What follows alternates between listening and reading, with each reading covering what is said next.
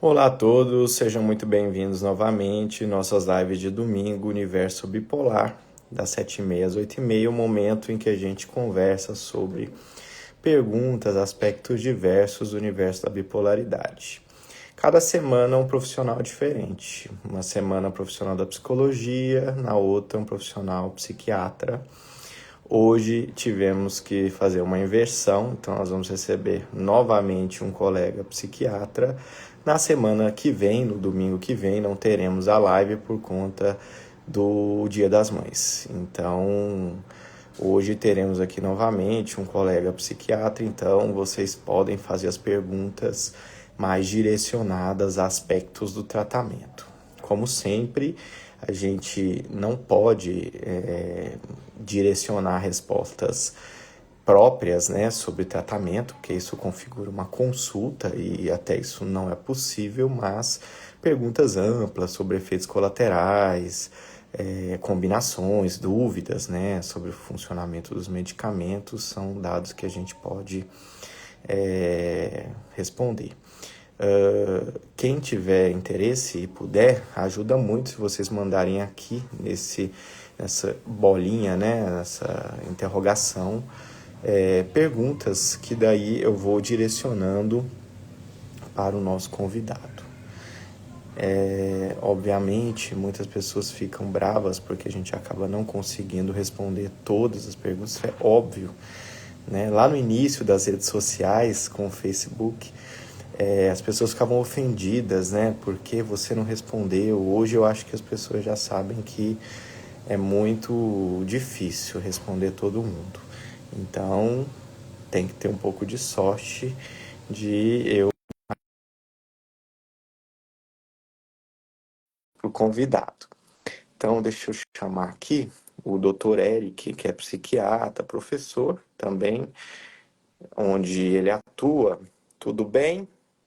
Olá, professor, tudo bem? Boa noite. Deixa Uma eu honra estar aumentar aqui. o meu aqui. Você está me ouvindo normal por aí? Estou te ouvindo bem, sim, professor, estou te Ah, ouvindo, te vendo tranquilamente.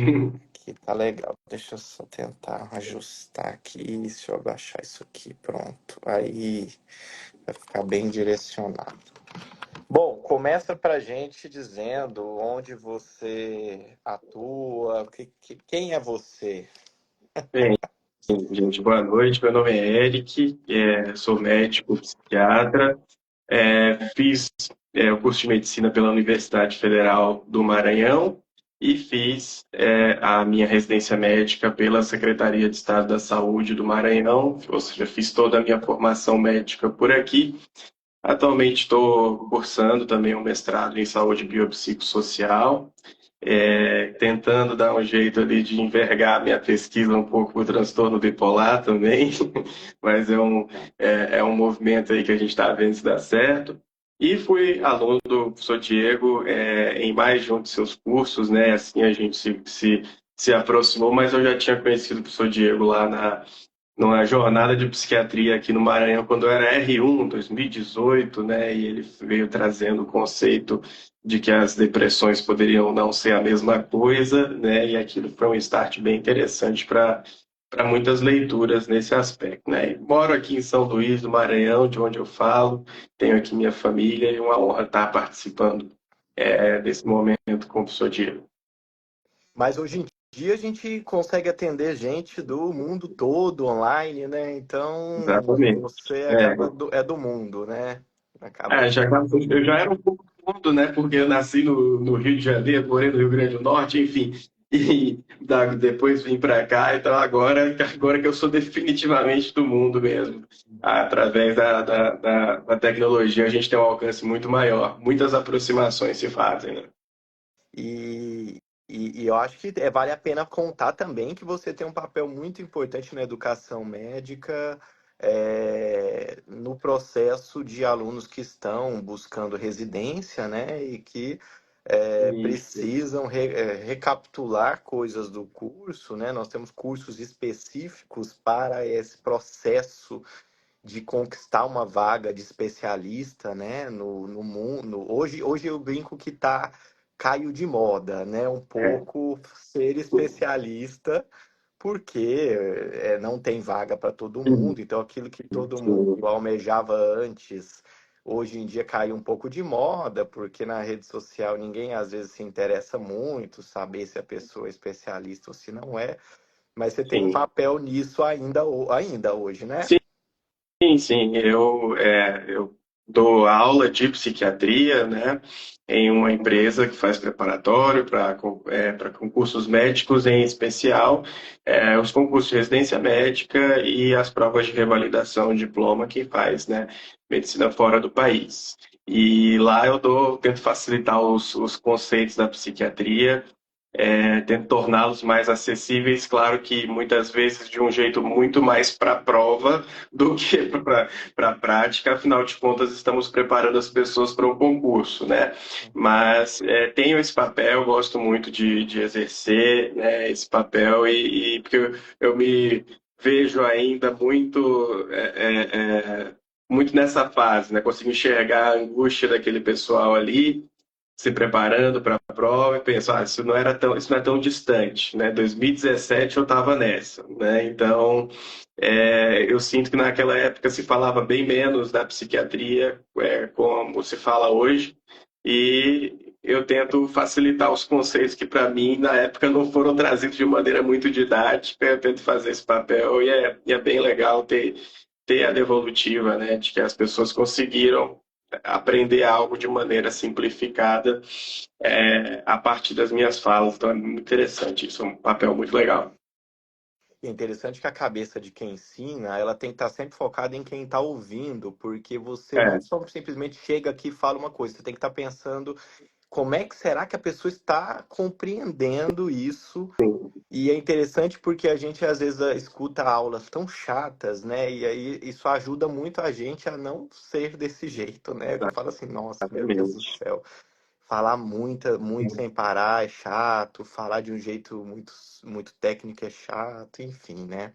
É, o, Mas o ensino é um processo comunicativo, né? O processo comunicativo a gente tem que ter atenção ao que a gente fala e como que a mensagem está escrita e como que ela pode chegar, né? E inclusive já pensar nas possíveis distorções e se antecipar a isso, né? Por isso que o ensino é fascinante, né?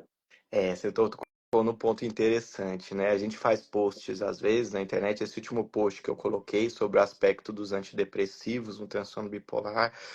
Eu não sei se a pessoa não lê a legenda, muitas pessoas não leem a legenda, dá vontade até de escrever na legenda, né? Assim, uma receita de bolo que não tem nada a ver com post, só para confirmar mesmo que a pessoa não leu, ou ela leu e não entende. Aí a pessoa vem, escreve um texto agressivo dizendo que por que que você coloca os antidepressivos de uma forma tão perversa. Eu falo, então você não leu, porque em nenhum momento eu disse isso dessa forma, né? Enfim, mas vamos aqui para as perguntas. Temos perguntas interessantes. Tem uma pessoa perguntando, até você pode orientar um pouco, né? Se ela tem algum problema, né? Sobre, ela está com dengue e está usando lítio e quetiapina, se tem algum risco, algum cuidado especial em relação a isso. O cenário da dengue é um cenário que a gente, pelo próprio quadro da dengue, a gente tem que tomar alguns cuidados em como se medicar.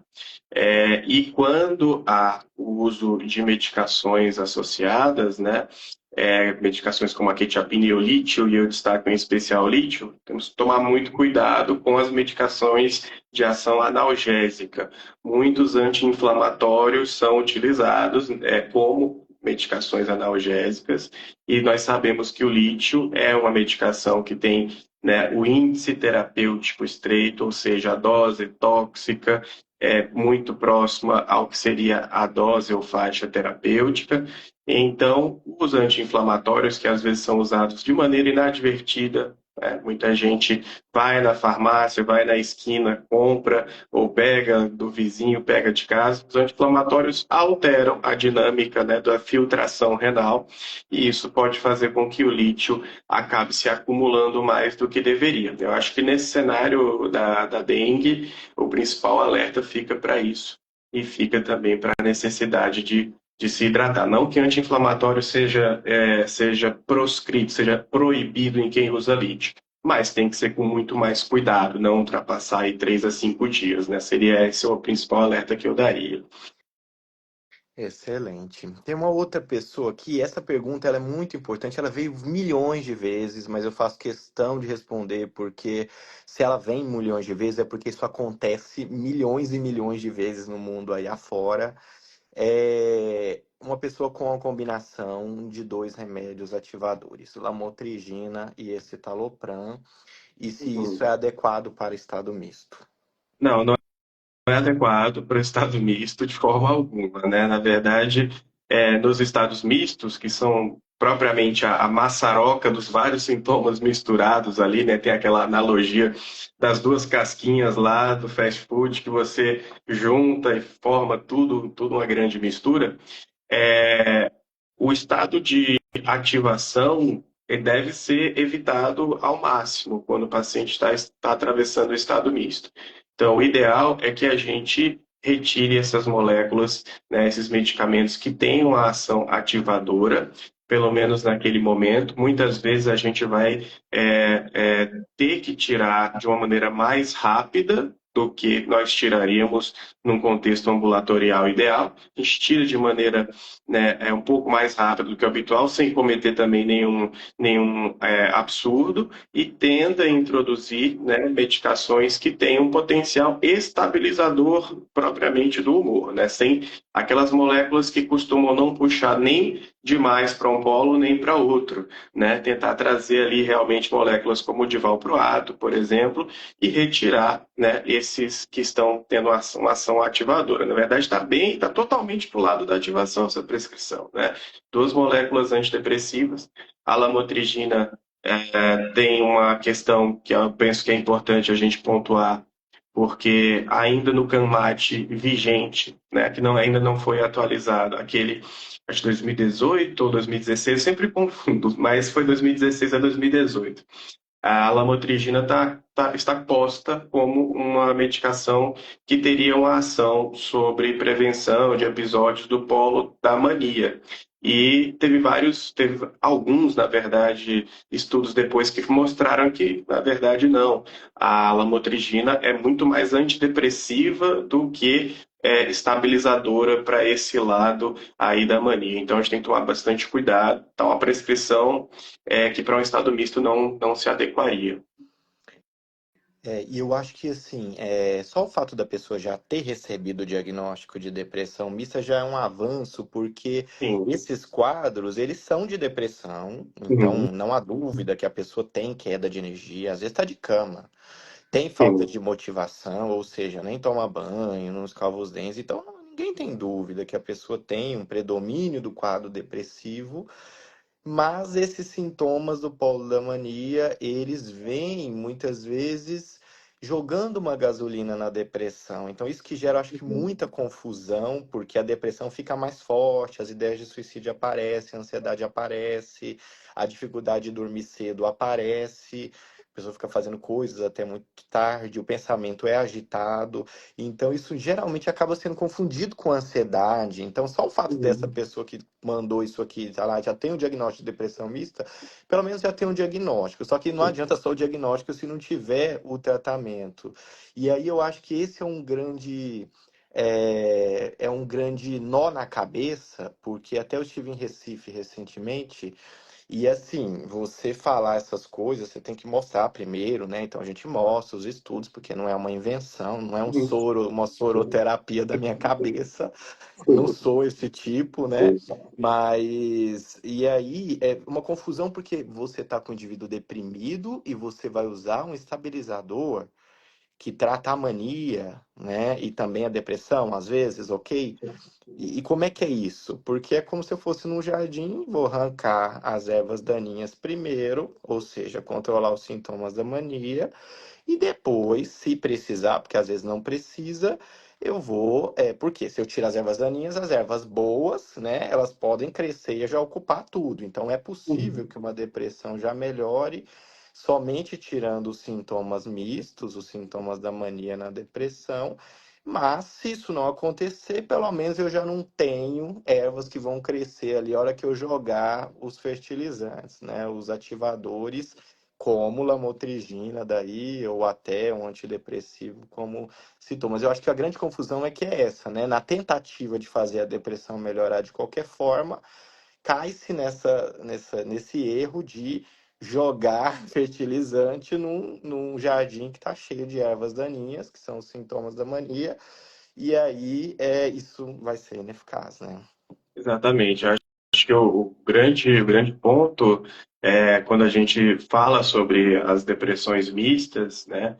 É a gente começar do ponto de partida de que nem toda depressão é igual e que às vezes sintomas que denotam uma energia um pouco além da conta num paciente que está deprimido precisam ser vistos de outra forma. Então, um paciente francamente deprimido, uma depressão clássica, uma depressão unipolar, muitas vezes ele não vai ter aquela energia para se irritar que um paciente que está com a depressão mista vai ter, né? Ou uma energia para ir lá e comer excessivamente que um paciente que está na depressão mista vai ter. Então, eu acredito que a gente tem que começar a olhar para esses sintomas. Será que esse paciente não está, talvez, com energia um pouquinho além da conta para algo que quando ele estaria puramente deprimido, a coisa não seria bem assim?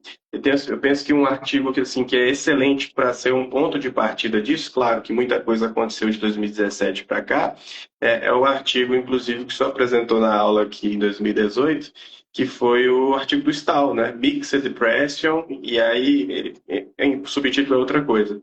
E aí ele apresenta um pouco esse conceito e fala da importância de muitas vezes a gente utilizar antidepressivos em dose baixa e associar moléculas mais estabilizadoras do humor ou somente fazer estabilização do humor em algumas situações.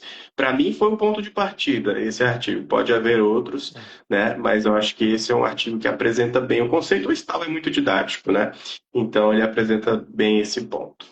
E ele teve um poder muito grande em mudar esses paradigmas, porque ele realmente todos os psiquiatras do universo, do planeta Terra que eu conheço, estudam os medicamentos pelos livros dele. Então eu acho que isso já foi uma grande abertura, porque falar-se em espectro bipolar, isso vai gerar muita.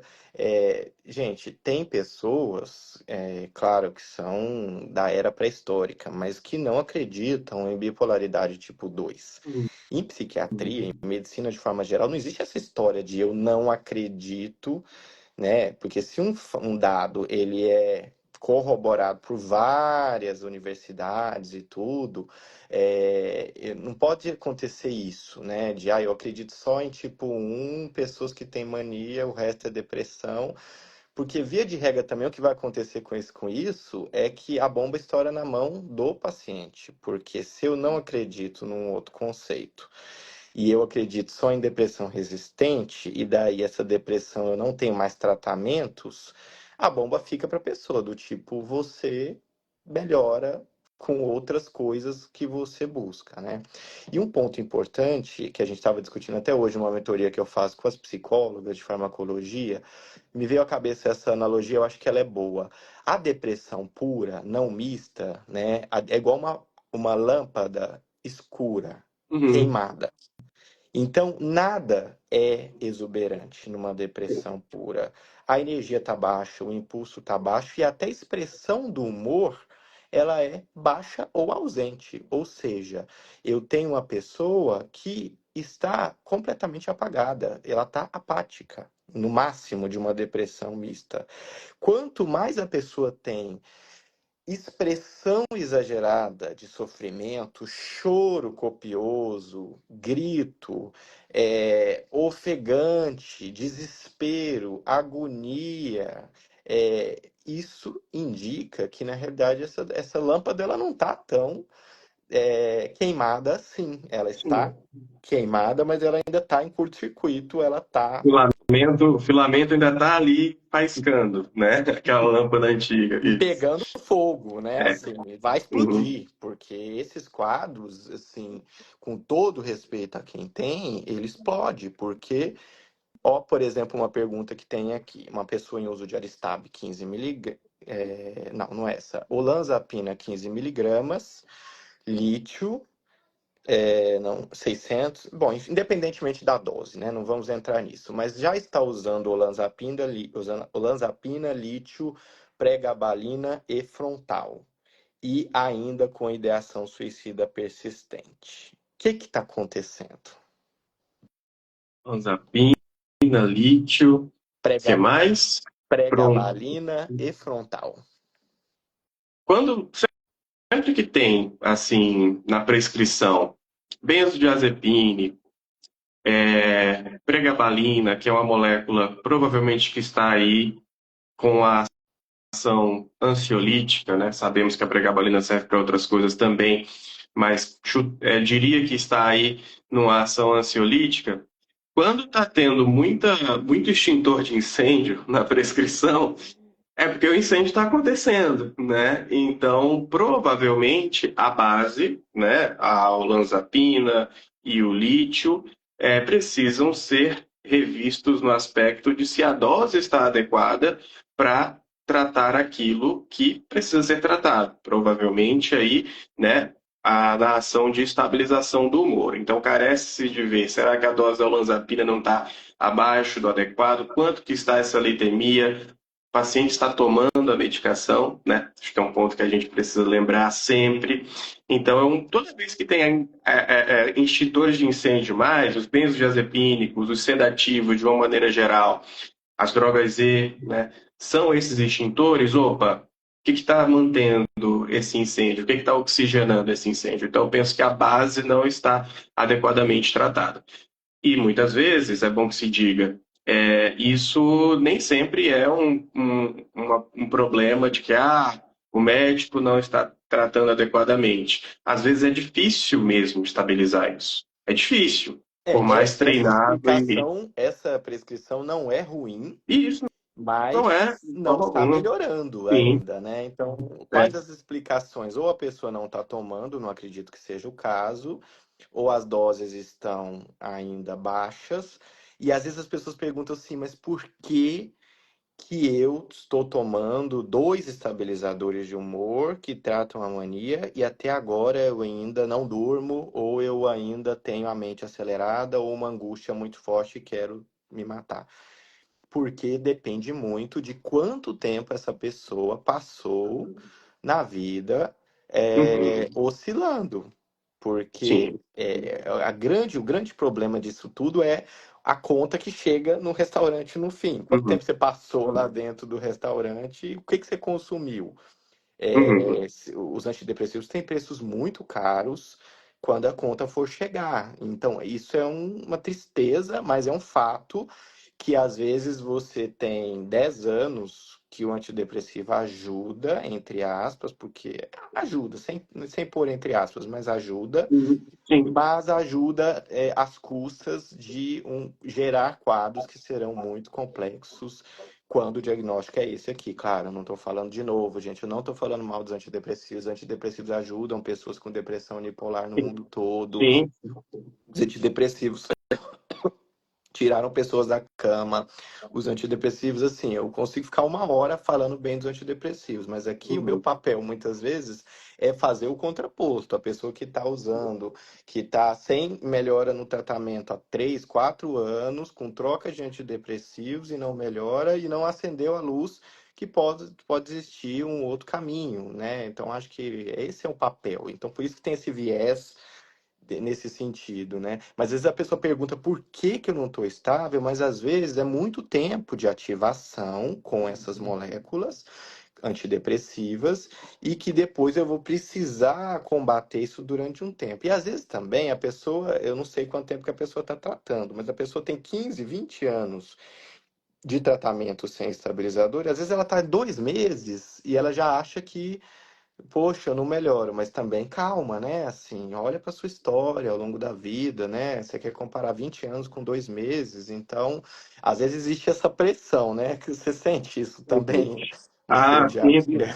sinto muito. Na verdade, é assim, a gente tem que estar muito sereno, a gente tem que estar muito bem tratado em relação às nossas angústias, com a nossa psicoterapia muitas vezes em dia, para lidar com essa expectativa que às vezes é puramente do outro. Esse outro que a gente está cuidando, que a gente está fazendo o máximo, mas que é, né, o outro com as emoções que ele projeta ali na gente, que ele projeta na ideia do tratamento e por aí vai. Então, a gente recebe muito essa pressão, a gente vai sempre fazer o melhor, mas muitas vezes esse melhor não é curar a todo custo e curar rapidamente, é curar dentro daquilo que é possível e tecnicamente adequado. E, enquanto isso, oferecer ao paciente aquilo que de mais poderoso que ele pode ter, que é informação de qualidade. Então, a famosa psicoeducação, né, que nós precisamos muito fazer, é parte de explicações como essa, por exemplo, de dizer, olha, tem 20 anos que a gente não consegue corrigir em 2 meses, muitas vezes, né? E, claro, explicar os motivos para isso. Eu penso que um dos motivos que a gente mais precisa, de fato, explicar é essa conta que chega para o cérebro, que muitas vezes o paciente sequer cogita que isso pode acontecer, né? Para muitos profissionais, ainda é muito abstrato nós falarmos, por exemplo, que o transtorno bipolar em atividade gera um nível de inflamação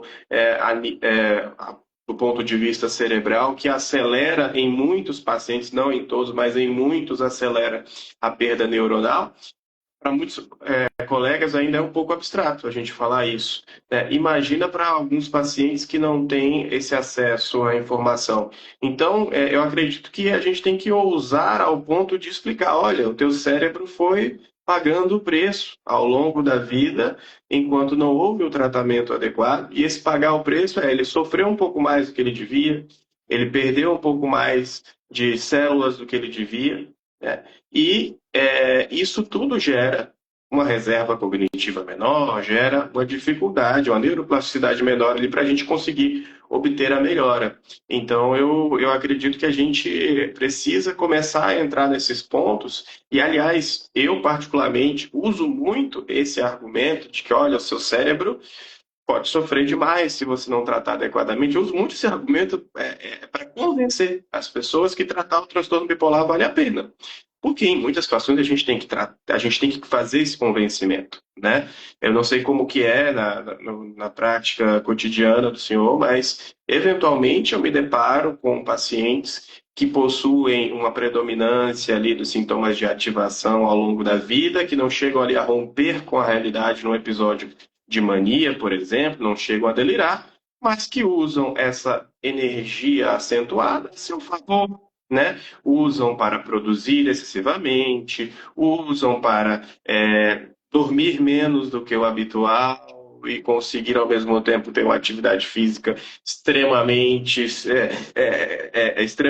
bem feita e tudo muito bem feito. E quando a gente começa a fazer a provocação no bom sentido de que, opa, olha, esse teu nível de atividade aqui é nocivo para você e a gente tem que talvez trazer isso para uma linha de base, muitas vezes o paciente acha que a gente está deprimindo, né, com o tratamento, né? Olha, você está me tirando a minha personalidade, você está deixando de deixar eu ser quem eu sou, e isso gera um grande desafio diagnóstico. E aí eu acho que esse diagnóstico, desculpa, terapêutico, e aí eu acredito que esse momento é uma hora da gente dizer, tá, tudo bem, você está usando essa energia a seu favor, mas isso vai ter um preço. Quem vai pagar é você mesmo lá na frente.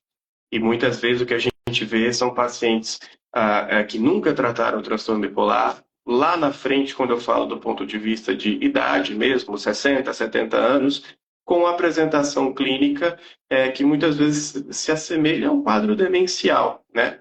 Eu, particularmente, tenho bastante dificuldade quando há essa romantização dos sintomas hipomaníacos e esse uso cotidiano, esse uso a seu favor. É bem desafiador. Ah, com certeza, né? Pessoas assim, é engraçado porque pessoas que às vezes têm traços de bipolaridade ou ciclotimia, que é um quadro bem mais tênue, é, advogam de que os sintomas da hipomania dão criatividade, dão aumento de produtividade para trabalho e tudo, mas eu acho que esse é o grande ponto capcioso do transtorno Uhum, bipolar tipo 2, que é a forma mais comum. Então, gente como a gente da vida cotidiana, que nunca serão internadas, nunca terão sintomas psicóticos, mas que devem entender que esse processo entre estou no meu ápice e faço e aconteço, e aí depois começam a ter depressões, uhum, claro, porque a sim. conta chega e a lâmpada que esquenta, ela queima. Então eu tenho uma depressão. Mas aí eu trato com tratamentos ainda que não são estabilizadores, mas somente antidepressivos. Aí eu saio da depressão, opa, voltei para o meu normal, ótimo, esse doutor é maravilhoso.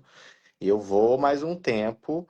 Então é a mesma coisa que um carro que você não troca a peça. Você simplesmente vai lá, alguém põe um óleo e fala: não, tá tudo bem, que isso? Você vai gastar aqui para você. Imagina, tá errado o que o Eric falou. Vai em frente, pode pisar fundo que tá tudo certo. Só que com o passar dos anos, o cérebro não consegue mais subir e descer. Ele só fica descido para baixo, Uhum. em depressão, e aí o que ele consegue jogar para cima é dentro da depressão. Então ele vai ficar deprimido e ansioso dentro dessa depressão, né? Então aquela sensação que a pessoa queria previamente, ela não vai voltar mais. Não vai voltar mais. Aquele estado oscilante de hipomania pura, positiva, produtiva, esses estados, né, eles não voltam a oscilar desse jeito. Então, não é o nosso tratamento que está deixando a pessoa deprimida, mas é um fato que isso vai ser uma via final Uhum. negativa desses quadros, e ela é via final, às vezes final mesmo, literalmente, Sim. porque tem um risco efetivo, como a pessoa colocou na pergunta, de a pessoa. Gente, vocês. Eu não coloquei ainda essa postagem, eu tô postergando porque ela é meio pesada, né? Mas é um post de pessoas que se suicidaram. Famosos que se suicidaram, né?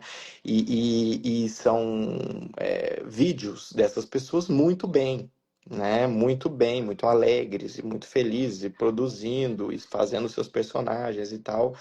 Então, assim, gente, o risco de suicídio na bipolaridade, ele é 3 vezes maior do que numa pessoa que tem só depressão.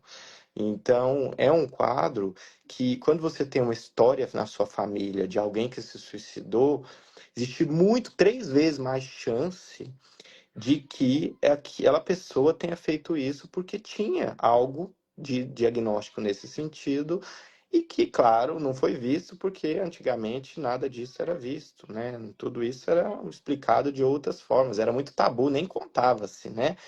Se alguém se suicidou na família, não fica quieto porque isso é sinal que a família tem problemas, né? E tudo. Então, isso é bem delicado, né? O risco de suicídio na bipolaridade é 35 vezes maior do que na população geral. Ou seja, de que pessoas sem transtorno bipolar, nada, sem nenhum transtorno, de forma nenhuma. Então, assim, gente, não é uma escolha o suicídio, é um estado que eu sou sugado para ele por conta do meu estado mental. Então poderia ser eu, Dr. Eric, recentemente um colega psicólogo Sim. famoso nas redes, Sim. produzindo conteúdo, porque aqui, gente, ninguém tá vendo as angústias de ninguém. Eu não tô contando se eu tô sentindo dor nas pernas, ou dor na alma, ou febre. Vocês não têm como saber, porque a gente cria personagens pra gente agir na sociedade. E as pessoas também, mesmo sendo profissionais e tudo. Então, é o tipo de coisa, nesses estados mistos, em que eu tenho essa mistura variada de estados em que eu consigo sentir angústia e ter essas ideias, mas ao mesmo tempo eu tenho uma energia para disfarçar e produzir e fingir que está tudo bem. Então, como isso é perigoso, né? Isso é muito perigoso e muitas vezes cai, né, nesse estado final propriamente, né, que o senhor falou, e cai em algo, né, que apesar de muitas pessoas, de alguns pacientes terem esses sintomas hipomaníacos durante uma fase da sua vida, né, sendo o que mais vem à tona, cai naquilo que a gente sabe ou deveria saber sobre o transtorno bipolar, que apesar de os sintomas hipomaníacos, maníacos serem os sintomas de ativação serem os mais exuberantes muitas vezes, a vida do paciente com transtorno bipolar, seja o tipo 2, seja o tipo 1, predominantemente é atravessando episódios depressivos. Então a gente gosta muito de olhar para aqueles gráficos que estão nos livros e olhar muito lá para aquela elevação, né? Para aquele pico, mas às vezes o vale é muito mais duradouro e infelizmente é, essa sedução que o aumento de energia traz é uma sedução temporária e que pode custar muito caro quando não tratada adequadamente. E a pessoa que tem uma depressão mista, ela tem que entender que se os sintomas da mania sumirem, ela vai parar de sentir pensamento agitado, ela vai parar de sentir ansiedade, no sentido de medo, crise de pânico, ela vai parar de sentir angústia e agonia, que é uma dor, é uma tristeza de forte intensidade, permanente, quase que acompanha a pessoa o dia inteiro, um aperto depressivo, uma sensação sufocante de tristeza e inquietação interna. E a impulsividade. Então, o risco de uma pessoa fazer uma coisa, como uma automutilação ou uma tentativa, ele se esvai, ele some quando esses sintomas somem. Por quê? Porque a pessoa vai ficar num quadro onde ela continua tendo queda de energia, se for uma depressão pura, continua, falta de motivação, mas ela não tem um pensamento agitado, ela não tem dor e nem impulso para fazer. Uhum. Então, pode parecer, mas com a psicoeducação é mais fácil de entender. Mas eu lembro uma vez uma aluna de um paciente com uma depressão mista, intensa, com ideias de suicídio. E aí eu disse assim: vamos tirar o antidepressivo e aumentar o estabilizador. E aí a aluna falou: nossa, eu não tenho coragem de deixá-la ser antidepressiva, ela vai piorar. Eu falei: ela vai melhorar, ela vai melhorar. Porque você tem que entender o quanto que esse quadro ele está sendo energizado, é como se fosse uma artéria levando sangue para o câncer da depressão. Então você vai fazer isso que eu estou falando e acreditar em mim até você ler mais e na volta a gente vai ver o que vai acontecer, porque às vezes o nosso imaginário fica muito isso de que esse nome eu acho que ele é muito forte, antidepressivo, né? Eu acho que é um nome muito forte e ele fica parecendo que se eu não tenho antidepressivos, eu pioro a minha depressão. Eu acho que nós hoje já estamos no nível de falar isso abertamente, de que antidepressivos são bons, antidepressivos salvam vida, mas antidepressivos podem piorar alguns quadros. Antidepressivos podem melhorar a ansiedade em alguns diagnósticos, podem piorar a ansiedade em outros. Antidepressivos podem fazer a pessoa dormir melhor em alguns quadros, eles podem fazer a pessoa dormir pior em outros. Pode melhorar a impulsividade em alguns quadros, mas pode aumentar a impulsividade e gerar consequências negativas em outro. Então, toda essa possibilidade, né?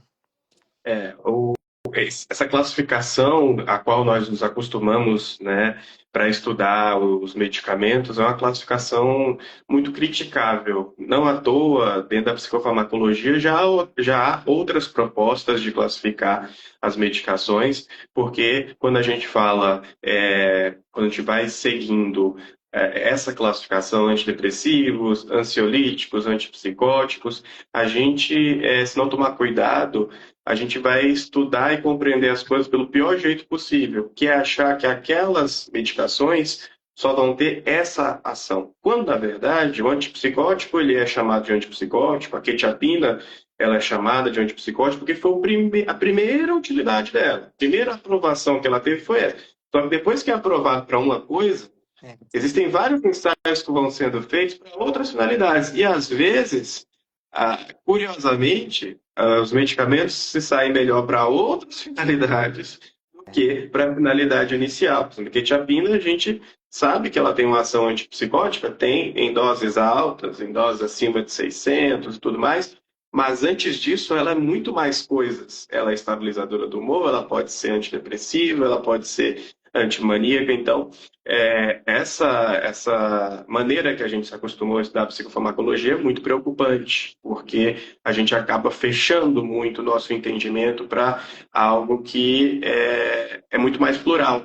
As ações das medicações são muito mais plurais. Eu sempre falo o exemplo, né, da história de superação do ácido valproico, né? Ácido valproico que começou lá, né? Aí ele começou sendo um solvente de laboratório, né? Eles estavam testando várias medicações para ação anticonvulsivante, e aí todas estavam dando os resultados iguais, e quando foram ver, estava tudo dando igual, porque o solvente era o mesmo, era o ácido valproico, que era o solvente, e aí viram que o solvente é que dava efeito anticonvulsivante, e depois esse anticonvulsivante se mostrou um excelente estabilizador do humor. Então, veja, de solvente de laboratório a anticonvulsivante, a estabilizador do humor. Então, se a gente se fechar só no título principal das classificações das medicações, a gente vai ter um entendimento muito empobrecido, né, da psicofarmacologia. Mesmo os benzodiazepínicos, como Rivotril, Frontal, Lexotan, eles são anticonvulsivantes, eles são Sim. relaxantes musculares, eles podem ter um efeito analgésico, eles podem abaixar a pressão numa pessoa que está tendo uma crise hipertensiva, eles são antimaníacos e, por último, deixei bem por último, de propósito, eles são ansiolíticos, eles melhoram a ansiedade e também melhoram o sono. Algumas pessoas usam para dormir. Então, gente, e aí o nome é ansiolítico. Então, Uhum. assim, é muito injusto, né? Porque você põe um carimbo muito forte numa coisa que tem muitos efeitos, né? Então, mesmo os antidepressivos, que podem ter efeitos analgésicos, pode ser feito em várias situações e podem ter efeitos também negativos, vamos dizer assim, a depender da situação. Então, é, a gente eu acho que assim, vai ser difícil mudar esses nomes, essas coisas, porque já ficou. Todo mundo sabe que fluoxetina é um antidepressivo, mas Sim. é, entender que depressão não melhora só com antidepressivo, talvez ajude, que ansiedade no transtorno bipolar, na maioria esmagadora das vezes, está presente dentro de um estado misto, então ela indica é, energia junto com sensações, emoções negativas, então é um quadro à parte, né, embora seja semelhante do ponto de vista externo, né? O que eu relato é medo, é tensão, é antecipação negativa do futuro. Isso dentro desse quadro ele tem uma estrutura diferente e vai melhorar. Tudo bem, um ansiolítico vai melhorar, mas isso é temporário, assim como numa ansiedade outra, de uma depressão clássica, né? Você não vai apostar só nisso. Mas eu acho que entender, eu acho que os sintomas eles são muito, né? Psicose, por exemplo. Você pode ter mania psicótica, você pode ter depressão psicótica, você pode ter psicose da esquizofrenia, você pode ter uma psicose induzida por uma droga, você pode ter uma psicose. Eu tive uma paciente com um processo uma questão na tireoide bem grave e ela teve um surto psicótico por conta desse aumento do funcionamento da tireoide, né? Então, assim, umas coisas que esses hormônios da tireoide indo para o cérebro e causando esses quadros psicóticos. Então, então a gente tem que entender que, assim, não é tão simples. Eu acho que é lá no início da nossa live, né? A psiquiatria de prova, ela é muito fácil. Da vida É, real, ela é bem mais fácil. E eu penso que um cuidado que a gente precisa ter, né, como profissional, é, diante de pacientes que têm diagnósticos como o transtorno bipolar, é ser muito prudente, ter muita paciência e não sair codificando com diagnósticos todo e qualquer sintoma que o paciente apresenta. Então, por exemplo, que é um ponto que a gente discute com frequência, é a ideia dos sintomas obsessivo-compulsivos que o paciente com transtorno bipolar tem. É muito comum que alguns pacientes que apresentam sintomas obsessivo-compulsivos ali durante as suas fases de ativação sejam de maneira precipitada codificados. Ah, não, ele tem um toque comórbido. Será mesmo? Ah, sintomas ansiosos. Ah, ele tem um TAG comórbido. Eu acho que o entendimento que é muito básico e que precisa ser reforçado, porque tudo que é básico, tá na base não é à toa, é um fundamento não é à toa, é a diferenciação entre o que é diagnóstico sindrômico e o que é diagnóstico nosológico. Se a gente for colocar tudo que é diagnóstico sindrômico como necessariamente um diagnóstico nosológico, a gente cria, né, um megazord de CIDs, né? E, na verdade, quando a gente está com um transtorno tão grave, como é o transtorno bipolar, como é, por exemplo, a esquizofrenia também, cuidado.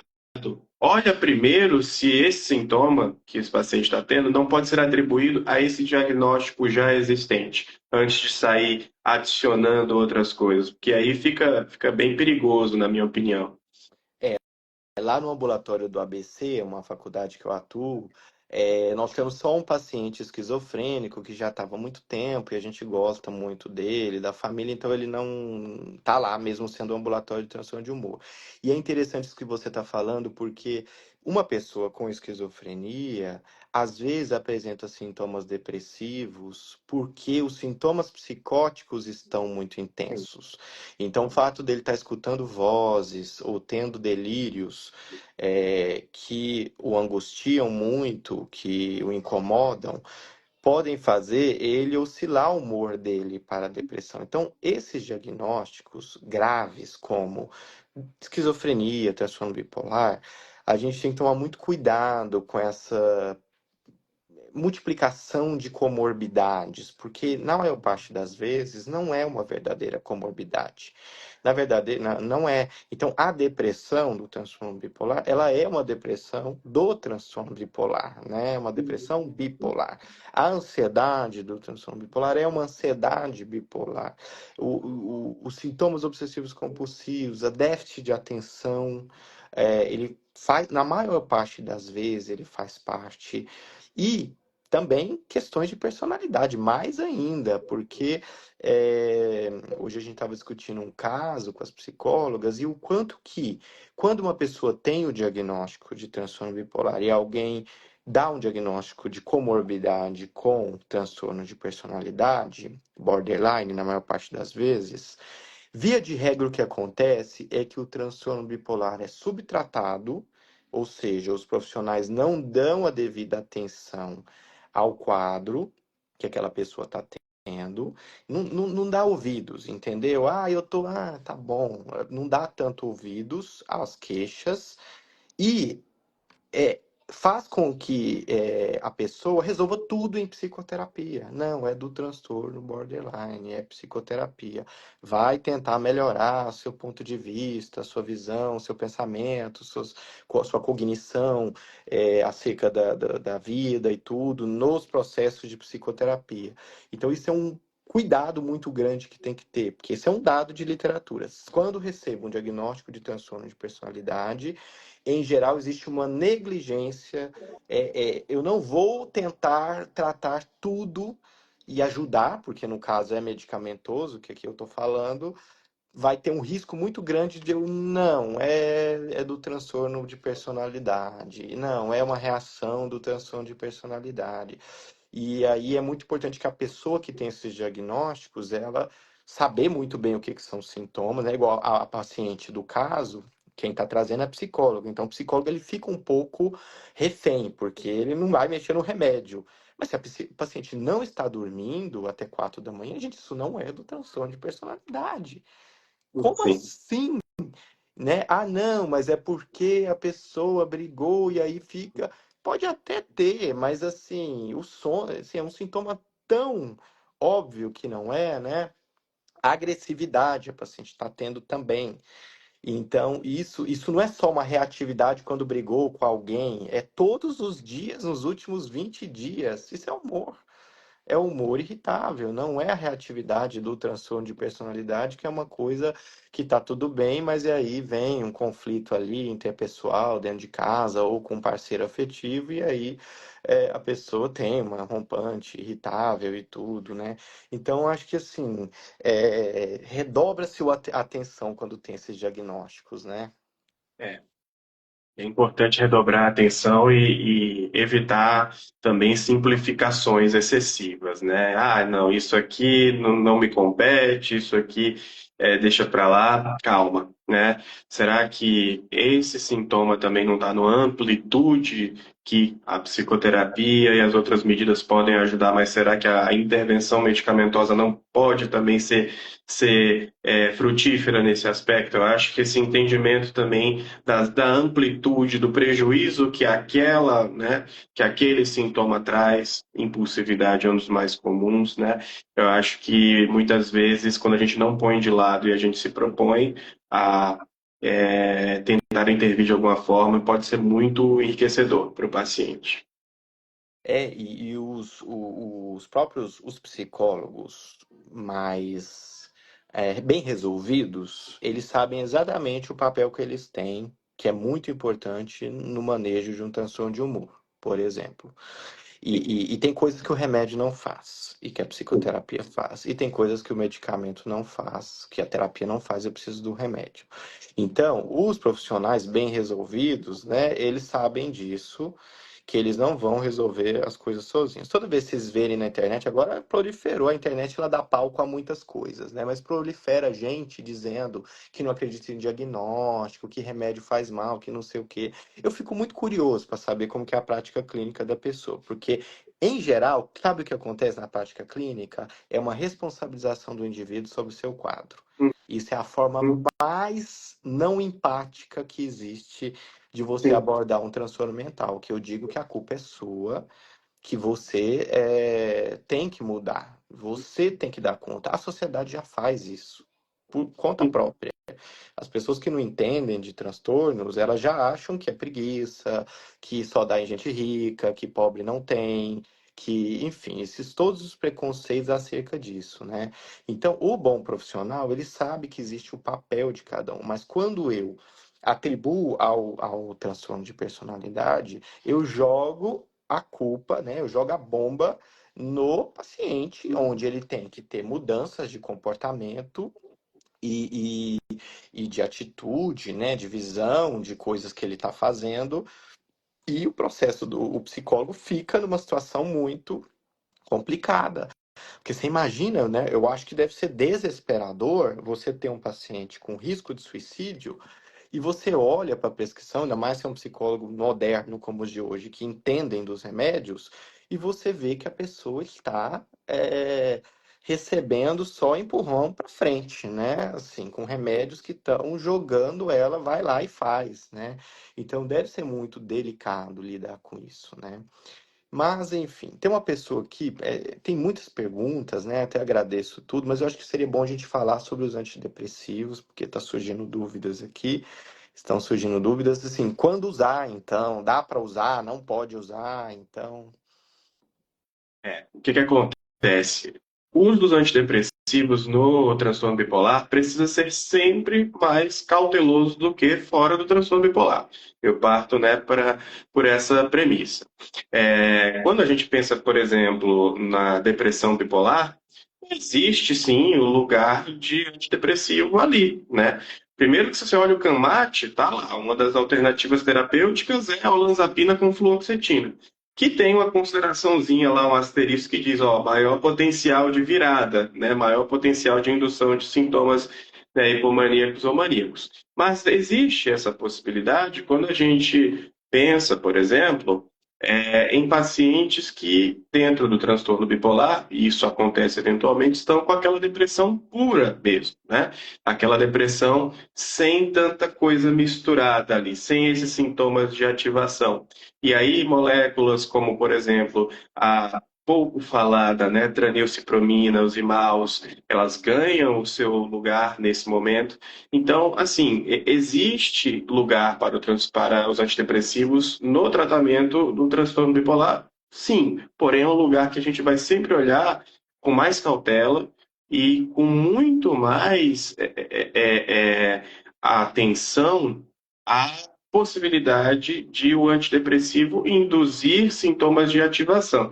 Então, em muitas situações, né, a gente tem que usar daquela premissa básica do tratamento do transtorno bipolar, que é não descobrir os polos, né? Não deixar descoberto. Então, vai tratar ali, vai fazer uma prescrição momentaneamente mais ativadora, tudo bem, mas cuidado também para não deixar descoberto o polo da ativação e deixar uma prescrição muito direcionada só para ativação, né? Então, será que não tem, por exemplo, a necessidade de ter um estabilizador do humor que cubra os dois polos, por exemplo?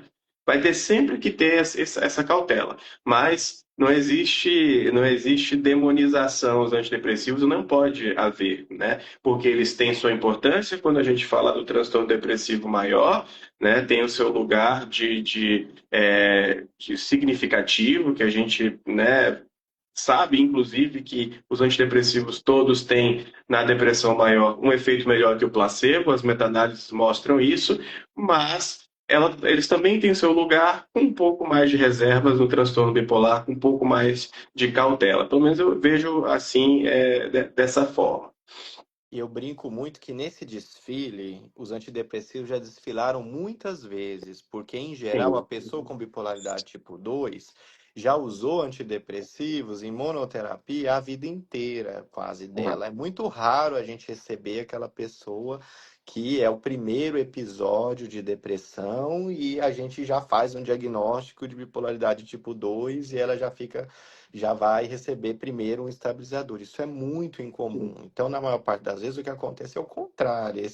Nesse desfile, eles já foram e já voltaram várias vezes, e inclusive criando condições que são persistentes, que são estados mistos, que não são fáceis de serem estabilizados. Então, há muitas vezes um momento que vai ter que acontecer, um momento de estabilização, que leva-se tempo, às vezes 6 meses, às vezes um ano, às vezes até mais. Depende muito de cada pessoa, mas melhora, é possível. E aí, quando eu for tratar o lado da depressão, eu também vou ter outras coisas que eu geralmente vou poder usar antes, com mais tranquilidade.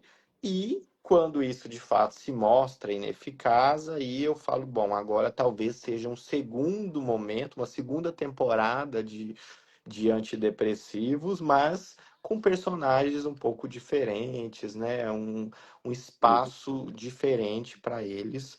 Mas e lembrar sempre, né? Como você disse, né? Remédios que cobrem os dois polos, como lítio, divalproato, quetiapina ou olanzapina, eles têm efeito antidepressivos. Então não se esqueçam, cola na geladeira, escreve lá, lítio tem efeito antidepressivo, para você ler todos os dias e sua cabeça entender que tá tudo bem, né? Eu não tô sem remédios antidepressivos, eu estou, né?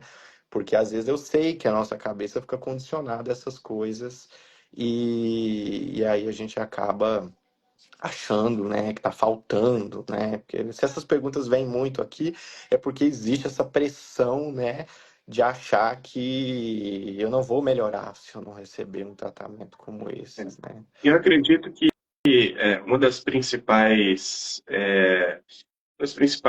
funções, as principais missões, quando a gente se propõe a olhar os quadros depressivos, como nem toda depressão é uma depressão unipolar, e que as depressões, elas podem, muitas vezes, ter um tratamento mais adequado com antipsicóticos, com estabilizadores do humor, e que, às vezes, algumas depressões estranhas, longas, são depressões bipolares. Eu acho que a principal motivação e missão disso é a gente se afastar da realidade que está muito bem escrita, de que as pessoas com transtorno bipolar tipo 2 levam 12 anos, 10, 12 anos para ter um diagnóstico. Aquelas que têm o transtorno bipolar tipo 1, mesmo o transtorno bipolar tipo 1 tem um atraso diagnóstico de 5, 6 anos. Acho que é para evitar que essas estatísticas se mantenham. E aí eu acredito que a gente que é profissional, e eu vou falar em especial de nós médicos, a gente é muito formado na ideia de não sermos questionados, né? E, portanto, não nos questionarmos. Então, eu penso que a gente tem que se questionar. Quando tem algo estranho, duradouro, algo que, né, as respostas até o momento não existiram, quando a gente se propõe a se questionar e não a acreditar petriamente naquilo que a gente acredita, a gente se inclina a se enriquecer com conhecimento, a ler mais, a treinar mais, a apurar nosso exame clínico e aí, muitas vezes, com isso, tratar adequadamente, dar um redirecionamento numa prescrição que a gente só vai conseguir dar estudando mais, né? Então, eu penso que é esse tipo de coisa, né, de ler que paciente com transtorno bipolar demora tanto a ter esse diagnóstico, que a gente tem que olhar e se inspirar e estudar para que isso mude, né? Exatamente, igual agora, né, nos últimos 5 anos, que explodiram as publicações sobre o espectro autista, é, eu confesso que a gente teve que se debruçar nessas coisas, nesses cursos, porque a visão que se tinha de autismo era uma visão muito fechada, é ou não é, né? Então, obviamente que essa visão fechada ela vai pegar pessoas com quadros muito óbvios e muito graves, né? E o espectro bipolar é a mesma coisa, né? Então, quando eu não tenho essa visão, eu vou jogar todas essas pessoas dentro de uma caixinha chamada depressão resistente a tratamento, onde existem condutas que elas vão sendo colocadas, mas que muitas vezes elas não resolvem os casos. E aí chega-se, às vezes, numa via final, onde as pessoas, às vezes, ela tem que fazer um tratamento de bipolaridade pela porta dos fundos, do tipo uma eletroconvulsoterapia, que é um tratamento de mania e de depressão, e de estados mistos, portanto, e que será que esse quadro era uma depressão unipolar resistente ao tratamento? Essa pessoa, mais de 50% das depressões resistentes não são verdadeiras depressões resistentes, elas são outro diagnóstico. Então, é muito importante o profissional se questionar e o paciente também. Eu acho que hoje em dia tem informação aí à torta e à direito, é bom isso, eu acho que é muito bom. Tem misinformation, então acontece desinformação também, ó, claro. Mas sigam o Eric, né? Quem o pessoal estava perguntando, então é Eric MD Costa, Isso, Eric MD Costa, isso. que traz muitas informações também. E é isso. Muito obrigado por ter vindo, estar aqui hoje. Foi muito legal. Se eu pudesse, eu ficava aqui mais horas contigo. Sempre muito bom te ouvir. E muito obrigado por trazer as suas informações muito claras, muito didáticas, que eu já sabia que eram. Por isso que eu fiquei muito feliz em ter você aqui. E é isso. Obrigado, professor, pelo convite. É uma honra imensa estar aqui, tendo a oportunidade de tentar trazer os conceitos de maneira mais clara, de maneira mais didática. Eu acredito que a informação, quando tem um embasamento técnico, quando tem um esforço didático, ela se torna um grande instrumento, uma grande ferramenta para o paciente, né? E para os profissionais que estão dispostos a se enriquecerem com conhecimento, que não chegam, né, para a vida como aquele copo cheio que não entra mais nada, mas com aquele copo pela metade que pode ser adicionado alguma coisa, né? Então, muito obrigado, e sigo à disposição para próximas oportunidades aí e espero poder ver os outros colegas que também têm muito a contribuir nessas lives de domingo. Tá bem? E que bom que a Aurora, minha filha de 2 anos, conseguiu me liberar aí durante 1 hora para eu estar aqui falando com Aqui, todos, aqui né? já ainda tá pulando, era para estar dormindo Não, 8 horas para certamente fazer vai estar pulando lá proteção. fora, não vai dormir Ah, agora, ficou mas não dormiu. não, não, ainda não. Não, aqui é 8 horas, assim, 8 horas para uma criança de 5 anos, 8 horas da noite tem que estar dormindo. Hoje a avó tá aqui, então tem umas coisas aí um pouco fora aí também, mas porque proteção neuronal é muito importante para É crianças, verdade, é mas verdade. a gente conversa numa próxima vez. Um abraço, gente. Um Tchau, tchau. abraço, tchau, tchau, até mais. Até.